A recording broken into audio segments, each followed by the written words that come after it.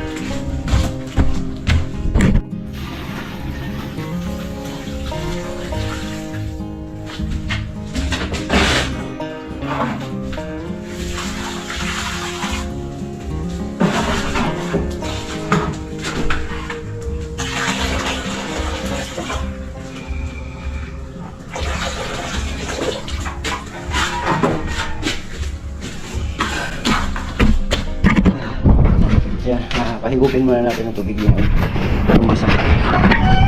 Grabe. Kakapagod mga kajuks. Yun, malakas ang hangin, sarap. Yes. Dito tayo ngayon sa taas, second floor. Yan mga kajuks. Salamat sa inyong lahat mga kajuks, ano? Mga subscribers ko. 84,000 subscribers na tayo. Mali pala ako nung nakaraan. 87 yung nabanggit ko, pero sa ano pala yun, sa Facebook pala yun. Ngayon, i-record na tayo sa YouTube channel natin. Ayan. At dito kasalukuyan masa tayo mga kajoks, no? Ako na lang to kasi yung manggagawa may project may project, tapos yung isa naman nandun sa kanila. Kaya ako na lang muna ngayon kasi ano na, para makatipid tayo mga kajoks. At kaya naman tayo ng konti. Mukhang hinihingal ako na. Galing dun sa baba. Yun yung pala, naiwan ko rin yung pala. Naghakot ako ng buhangin papunta dito sa second floor. Tapos buhangin, simento na naman. Tapos simento yun, nagmasa na. Kapiraso lang yung minasa ko kasi i-file ko lang ng hollow blocks dito. Yan, nakabang na rin doon yung hollow blocks. Hinakot ko rin yan galing papuntang taas. Yan. Pailain ko lang ng hollow blocks yan dyan para yung tubig hindi mapunta dito. While hindi ko pa siya na diretso dito yung yung sahig. Diretso ko yung sahig dito mga kajoks sa biga na to. Medyo kapos na tayo. Bibiti na tayo. Di bali, okay lang. So wala naman na problema na yan kasi saglit na lang, kapiraso na lang yan. At least meron na siyang naumpisahan. Dugtong na lang yan dito. Ang una niyan yung biga dito. Ito sa gitna biga, tapos yung sa kabila. Madali na lang yan mga kajoks.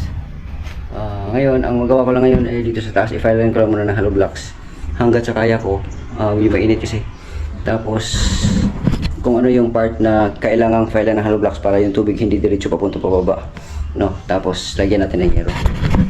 Ayaw ko kasi na manatili yung yero dyan sa taas na nakatiwang lang kasi baka mamaya may biglang bagyo, magkakarandapan na naman tayo, akyat sa taas, malakas ang ulan, baka madislasya pa tayo. Kaya inaano ko lang, file ko ng hollow blocks, tapos iligpit ko yung mga dapat iligpit ng mga yero. Alright.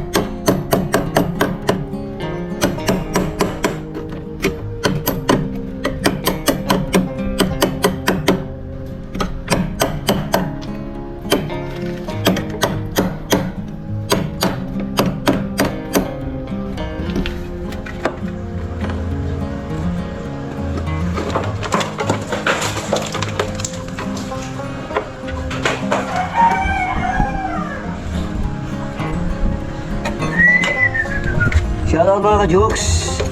Maglalagay lang muna tayo dito ng tali sa nakalimutan kong lagyan ng ng abang dito.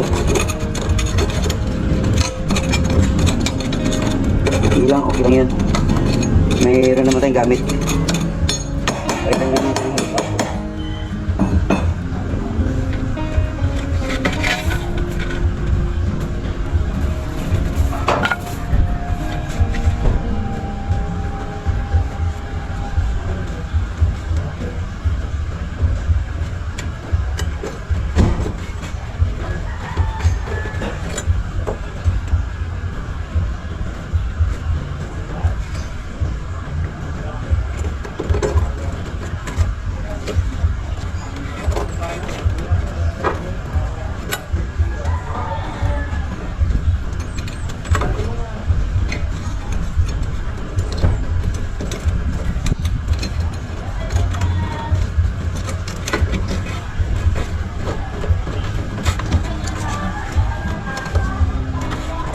hirapan din naman to mga ka-Diyos kasi nalagyan natin ng ano yan, seating.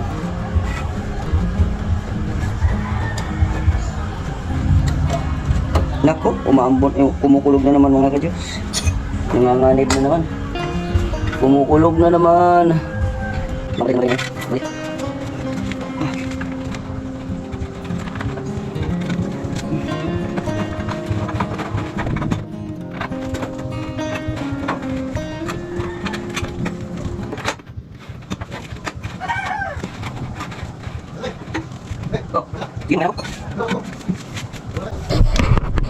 Alright mga ka-Diyos, nandito tayo ngayon sa labasan mga ka-Diyos, no? At sinamahan natin si Frankie kasi bumili siya ng okay.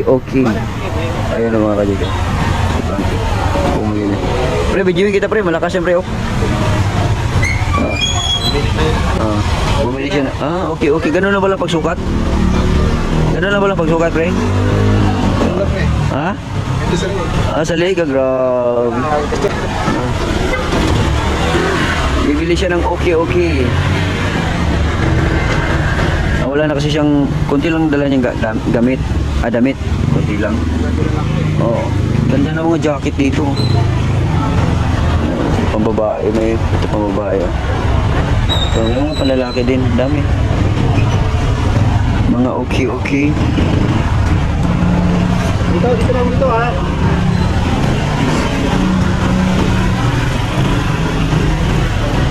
Yan. Ito. So, ang dami ng sasakyan na dumadaan dito sa lugar na ito, no? At sa bagay, Banayad naman, hindi pa naman siya busy. Lugar. Guys. Ang oras natin ngayon ay alas 5:45 mga ka-Diyos, no? At wala pang traffic. Ito yung main road dito sa Green Gate. At kasalukuyang nag-negotiate pa rin si Frankie sa kanyang gustong bilhin na short.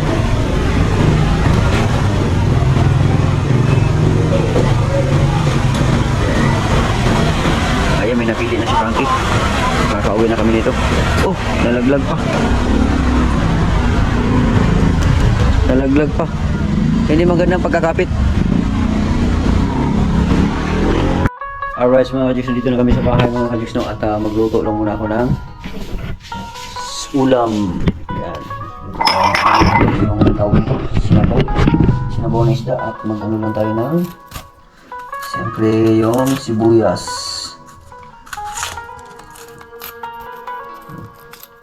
Yan. Ano na yan. Tapos yung luya. Gusto ko maraming luya kasi okay, gamot ito eh.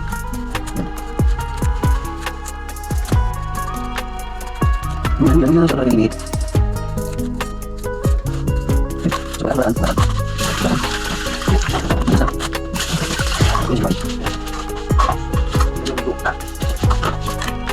Alright.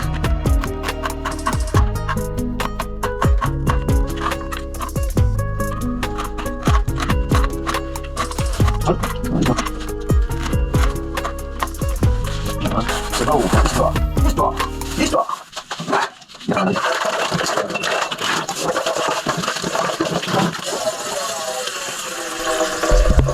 Gasa muna natin itong plato para meron tayong mapaglagyan ng mga ka-Diyos.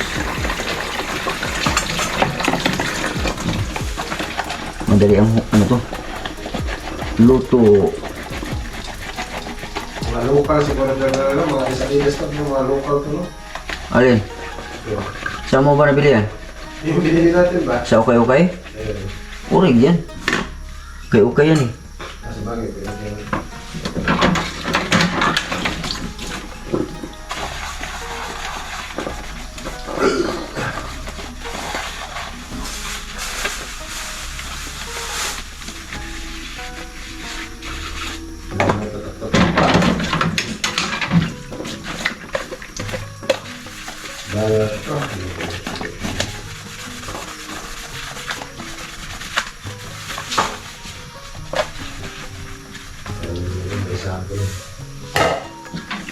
Ano ba? Ha? Ha? Okay din pala. Okay din? Okay ba yan, pre? Okay, okay sa'yo eh. Basta okay sa'yo. Ay, Basta okay sa'yo, okay yan. Pinili mo yan eh.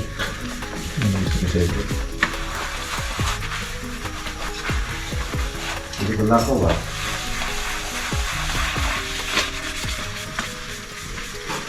Isa. Ilagay muna natin yung isda. Isda! Isda!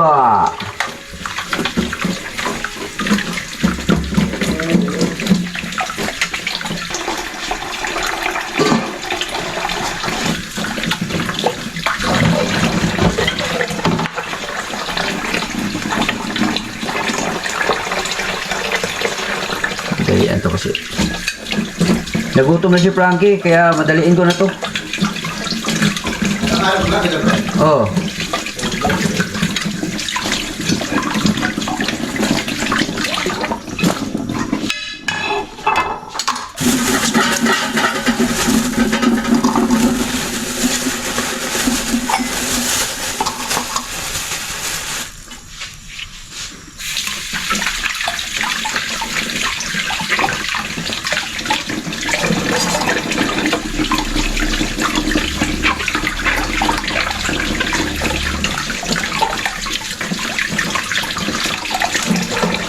Naroon pa ba tayo?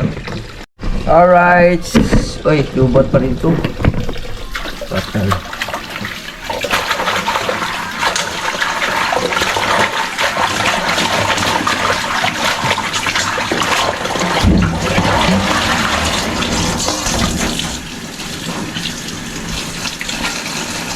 Talong.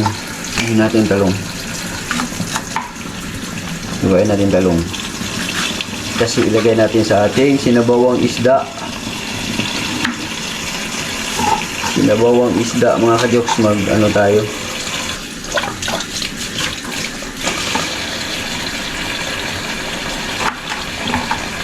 Talong. Yun. Tapos okra. Longer. If I hear would you listen to my heart?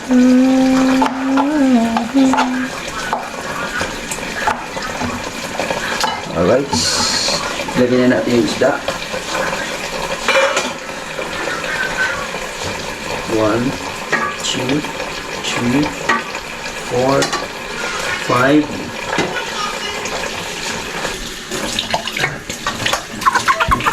Okay.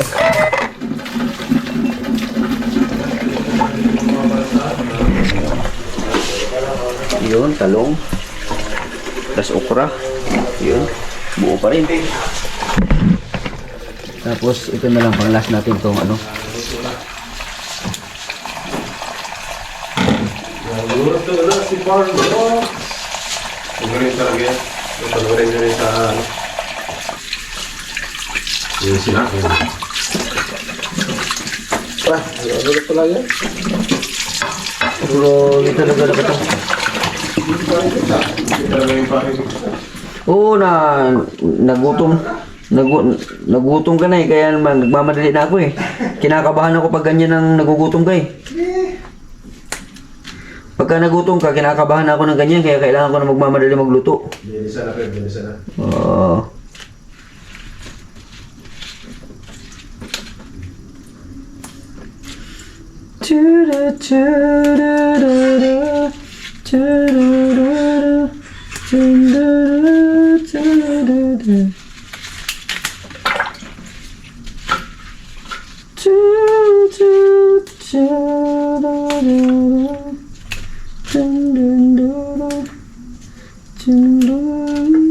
Talbos ng kamote mga kajoks. Talbos ng kamote. Sarap to sa sinabaw. Naalala ko kasi yung stepfather ko dati na yung ganyang klaseng isda na parang bangsi ata yan. Nilalagyan niya ng talbos ng kamote lang talaga, tapos nilalagyan niya ng asim ng asim ng kalamansi ang nilalagay niya. Eh tayo ngayon, wala tayong nabiling kalamansi. Eh meron pa naman akong pangsigang dyan. Pwede na yun, pang asim. Pwede na yun mga kajoks.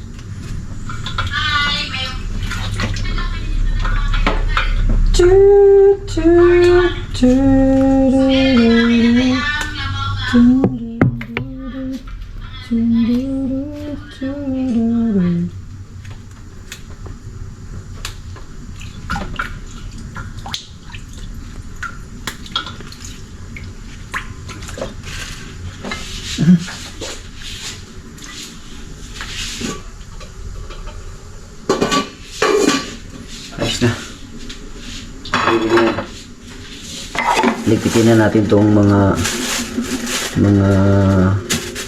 ginupit natin ng mga ng gulay para malinis ang ating paligid.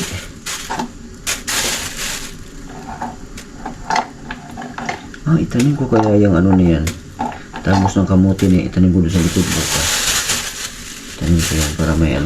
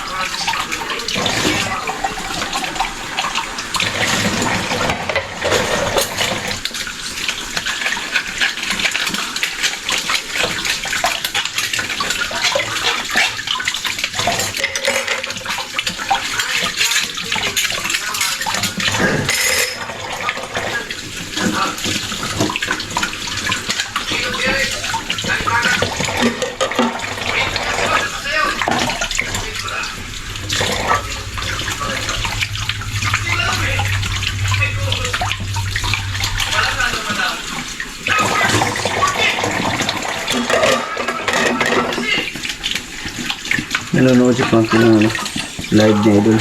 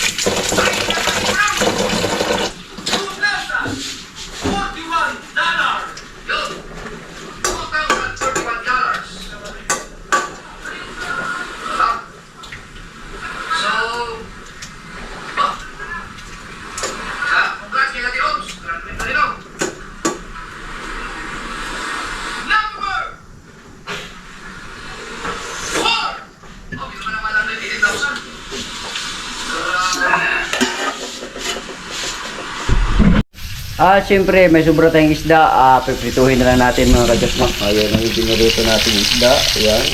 At yung ating niluto na ulam ay ito na. Yun. Lay lang natin konti kasi may ano pa. Ayan. Yun. Sarap niyan.